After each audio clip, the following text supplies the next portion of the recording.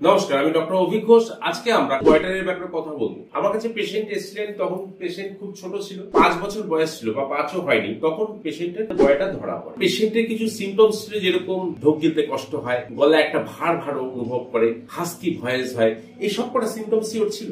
আপনি বলুন, মেয়েকে নিয়ে আপনি কিরকম ভুগছিলেন? গলা ভারী ছিল, কথা বলতে পারতো না, ডেক ফেলতে পারতো না, তখন খেতে গেলেও কষ্ট হতো। হ্যাঁ, মানে ডিফিকাল্ট ডিগ্লুটেশন, ঢোক গিলতে গেলে কষ্ট হওয়া, আর ভয়েসের দিক দিয়ে কমে আসছিল, ভয়েসটা ভারী হয়ে যাচ্ছিল। তোমার নাম কি? আমার নাম সুমনা দাস। আচ্ছা, এমনি তো গলার ভয়েস টয়েস নিয়ে কোনো সমস্যা নেই। আমরা 7 মাস ট্রিটমেন্ট করেছি। 7 মাস ট্রিটমেন্টের পরে পেশেন্ট ছুটি দেওয়া হয়েছে। একবার ঢোক গেল, কোন রকম এক্সট্রা এনলার্জমেন্ট নেই। অ্যাকচুয়ালি এই জায়গাটা ফুলে গেছিল, এই জায়গাটা ফুলে উঠেছিল, কিন্তু এখন আবার ঢোক গেল, কোন রকম ফোলা নেই, একদম সঠিক হয়ে গেছে। গয়টার হোমিওপ্যাথিতে কাজ হয়, এটাই আমরা দেখাতে পারলাম।